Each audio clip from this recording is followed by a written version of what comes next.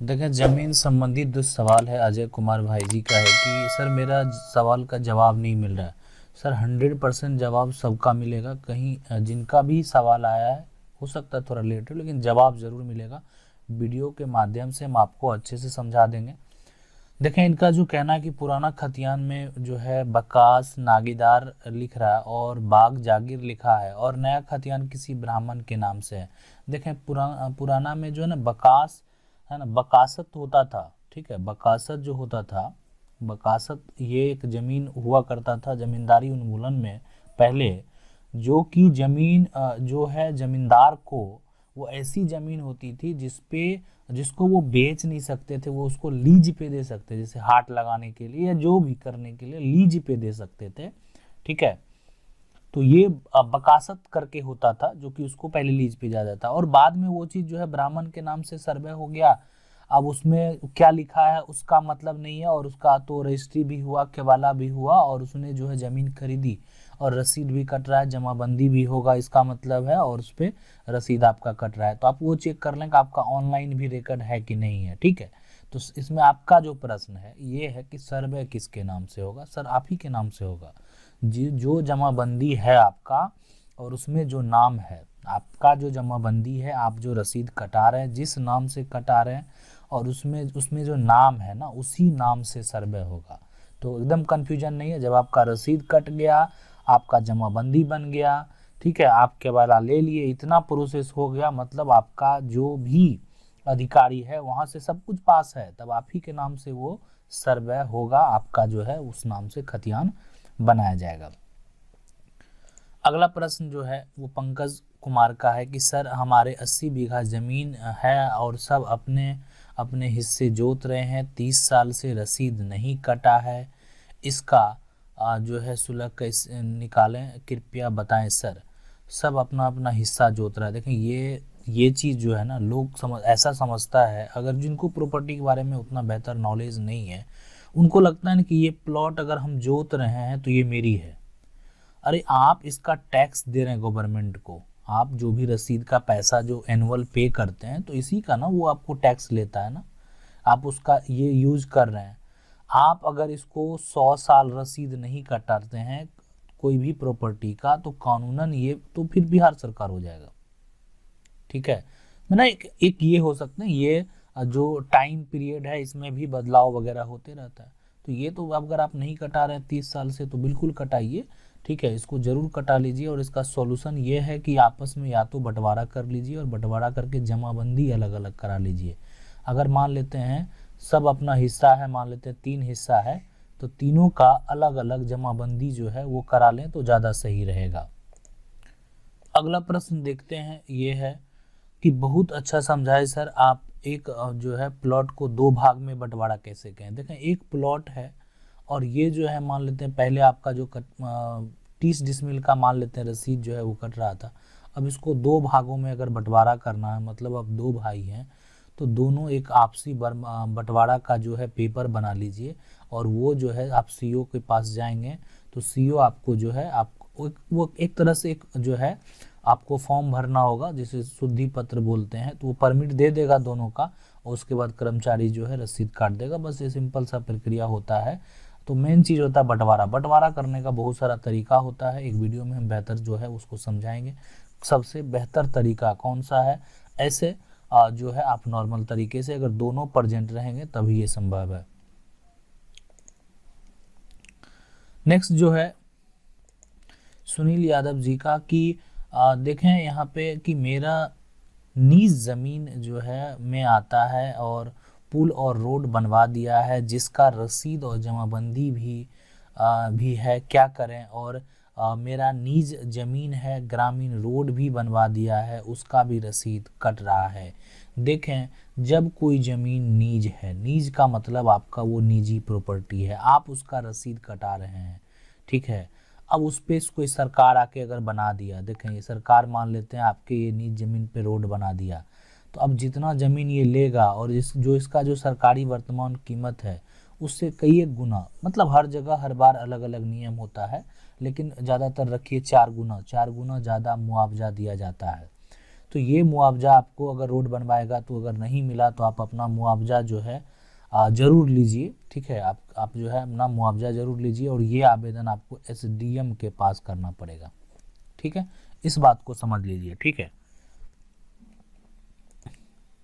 आगे देख, अगला प्रश्न है कि सर पिताजी 1987 में डेथ कर गए थे, माताजी अभी तक भी जो है जीवित है, और मेरे बड़े भाई ने बहुत से प्लॉट उसी समय सेल कर दिए, और उसमें जो है और भाइयों का हिस्सा नहीं दिया रजिस्ट्री पेपर में, तो हम भाइयों का जो है एक तरह से मैंने सो किया, ठीक है। देखें, इनका जो है आपका पहले भी जो है ना ये आया हुआ था, आपको कोई दिक्कत नहीं है अगर वो अपना हिस्सा बेच रहे हैं ना, तीन आप जब आप भाई अगर हैं, तो अगर कोई अपना हिस्सा बेच रहा है ना, तो ये जो है अगर वो सबसे बड़े भाई हैं, वो अपना हिस्सा वो अगर बेच रहे हैं, आप लोग को सपोर्ट नहीं करा रहे हैं, आप लोग रजिस्ट्री नहीं कर रहे हैं, तो सिर्फ वो अपना हिस्सा बेच रहे हैं, ठीक है। तो बस यहीं पे कोई भी कन्फ्यूजन होने की ज़रूरत नहीं है।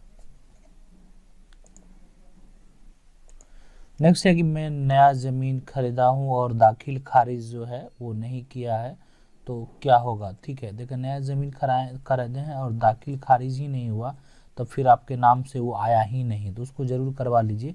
जो आपका केवाला है उसको पहले ऑनलाइन अभी आपको कराना है। ऑनलाइन के बाद मोबाइल पे आपको एक मैसेज आएगा, और मैसेज आने के बाद जो है आप सीओ से संपर्क करेंगे। सीओ एक शुद्धि पत्र जारी करेगा, मतलब पत्र में सारा डिटेल आप भरेंगे, उस पर वो साइन करेगा, और कर्मचारी जो है आपका रसीद काट देगा, फिर आपका रसीद ऑनलाइन भी शो करेगा। तो ये आप ज़रूर करा लें अगर आप ज़मीन खरीदे हैं और दाखिल खारिज जो है वो आपका रजिस्ट्री हो गया और दाखिल खारिज नहीं किए हैं, तो ये बिल्कुल रजिस्ट्री जो है ना खरीदे हैं, और अगर आप जो है आप केवाला अगर करवा लिए हैं, तो आपको ये इतना काम जो है करना ज़रूरी है।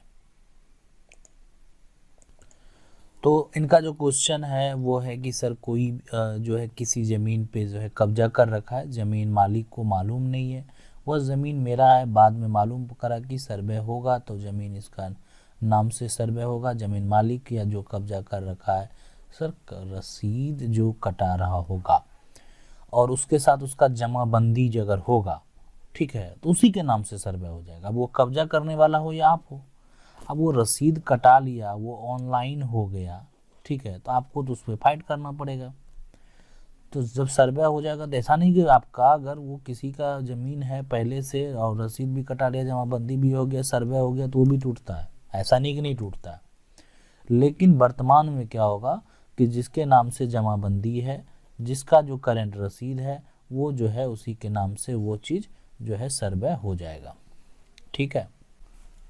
अगला सवाल जो है वो अजय कुमार का, मेरा घर जो है वो ज़मीन पे है, उसका कागज़ जो है खो गया है और रसीद मेरे दादाजी के नाम से जो है कटता है, तो इसका कागज़ जो है कहाँ से निकलेगा। देखें, रसीद जो है वो अगर कटता है तो वो सबसे बड़ा कागज़ आपके पास है, ठीक है, तो उसको कटाते रहिए, करंट में कटाते रहिए, और जो आपका वही कागज़ है तो आपका जो है वो बाद माफ़ी के नाम से सर्वे होगा, तो इसलिए रसीद को अपडेट रखिए, रसीद को कटाते रहिए।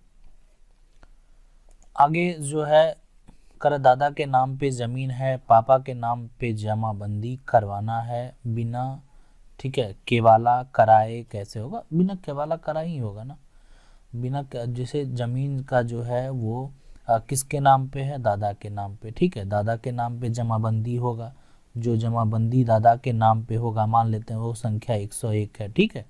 अब इसको पापा के नाम पे कराना, तो पापा अगर अकेले हैं, तो अगर ये जो है प्रेजेंट हैं, ठीक है, ये हैं, तो ये सपोर्ट कर देंगे, तो ये इनके नाम पे डायरेक्ट हो जाएगा, ठीक है।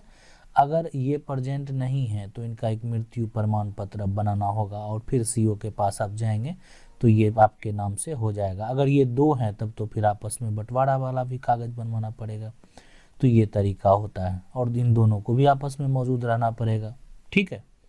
और अकेले अगर कराना है, पापा अकेले हैं, तब कोई भी टेंशन नहीं है। आगे देखें कि सर मेरा सवाल है कि मैंने 2015 में 14 डिसमिल ज़मीन खरीदा था और मेरा मुटेशन भी हो गया है, जमाबंदी भी, मगर कोई बोल रहा है उसमें से इतना डिसमिल ज़मीन मेरा है, जो कि उसके, देखें ये मुटेशन भी हो गया है, देखें एक में मुटेशन भी हो गया है और जमाबंदी भी, लेकिन अब ये कह रहा है, अब इसका कहने का कोई मतलब नहीं है। ये म्यूटेशन कौन करता है, जमाबंदी कौन करता है? बिना सीओ वेरीफाई किए होता है क्या? नहीं होता है। अगर वो कर दिया तो आप तो वहाँ से पास हैं। अब उसका केवाला में जो है वो खाता और प्लॉट नंबर पुराना ही चढ़ा है, म्यूटेशन भी हो गया, मगर उसके रसीद में भी जो है खाता और प्लॉट नंबर पुराना ही है। तो क्या मेरा ज़मीन उस हो जाएगा? नहीं, पुराना से तो कोई तात्पर्य नहीं है, अभी पुराना का तो कोई मतलब नहीं है। अब पुराना चढ़ा है तो अभी जो वर्तमान में नया है वही वैल्यू है, उसका 100% वैल्यू है, और पुराना का तो 0% वैल्यू है। तो पुराना का वैल्यू कहाँ है? तो पुराना का वैल्यू है कोर्ट में। ठीक है, कोर्ट में जाइएगा तब वैसा कुछ सत्यापन कीजिएगा, तभी संभव है, अगर सब कुछ सही पाया गया तो। अब कोई आदमी ज़मीन बेच दिया, ठीक है, आपने उनसे से खरीदा है, वो उसका मोटेशन भी हो गया तो उसका वो मैटर है। ठीक है, लेकिन वो चीज़ जो है यहाँ पे आपको दिक्कत नहीं है, आप ही के नाम से वो सर्वे भी हो जाएगा। जमाबंदी में है तो इस बार सर्वे में भी आप ही का हो जाएगा, तो कहीं कोई टेंशन नहीं है। उसको अगर लेना है तो आपसे नहीं, वो कोर्ट में जाएगा और जो बेचा है पहले उससे लेगा, उससे समझेगा, उसके बाद आपके पास कोई भी समस्या जो है वो आएगा। अगर वैसा कुछ होगा तो, नहीं तो कोई दिक्कत नहीं, ये आप ही के नाम से सर्वे होगा। आप 100% रखिए, कहीं कोई झमेला वाली बात नहीं, वो आपका आप फिक्स चीज़ हो गया। अगला सवाल है, मेरे पिताजी जो है वो 2 भाई हैं, जमाबंदी में दोनों के नाम हैं, तो एक भी जो है एक नंबर को बेच सकता है या? ठीक है, अब देखें, दोनों का नाम है, आपने बोला कि जमाबंदी में दोनों का नाम है, तो देखें अब ये दोनों एक नंबर है, मान लेते हैं 100, ठीक है, अब इसको बेचना है। अब इसमें दोनों का नाम है, ए का भी और बी का भी। अब बात को समझिए, अब इसमें दोनों का नाम है, अब ये जो है टोटल कितना है, ये टोटल मान लेते हैं कि ये 50 है, 50 कट्ठे का ज़मीन है। अब इसमें से ए का कितना हुआ 25, बी का कितना हुआ 25। अब ए जब 25 बेच दिया अपना तो इसको मोटेशन 100% हो जाएगा। अब अगर ए ने अगर 40 बेच दिया और बी ने सपोर्ट भी नहीं किया तब इसका मोटेशन नहीं होगा, दिक्कत आएगा। फिर जो भी इधर उधर करके करवाए वो अलग बात है, लेकिन नहीं होना चाहिए कि इसमें 25 बेच दिया तो उसका अपना हिस्सा था, कोई दिक्कत नहीं, 100% वो जो है मोटेशन हो जाएगा। अगर ए ने 25 बेच दिया, बी ने 25 बेच दिया, कोई सपोर्टर की ज़रूरत नहीं है। लेकिन ए अगर पूरा 50 बेच देगा, ठीक है, ए अगर पूरा चाहे कि हम 50 जो है 50 कट्ठा ज़मीन पूरा हम बेच देते हैं, नाम तो दोनों का है, तो बी को सपोर्ट करना पड़ेगा। बात समझ में है? तो हो जाएगा, या बी भी लिखेगा तो हो जाएगा। तो दोनों उपाय है यहाँ पर होने के लिए। ठीक है, अगर आप लोगों का भी ज़मीन से संबंधित कोई भी समस्या है तो आप क्वेश्चन करके पूछ सकते हैं, हम उसका सवाल का जवाब जरूर देंगे। अगर आपको वीडियो अच्छा लगा तो वीडियो को लाइक ज़रूर कर दीजिएगा, और चैनल को पहली बार देख रहे हैं चैनल को सब्सक्राइब करके बेल आइकन जरूर दबा लीजिए। मिलते हैं अगले वीडियो में, तब तक के लिए जय हिंद।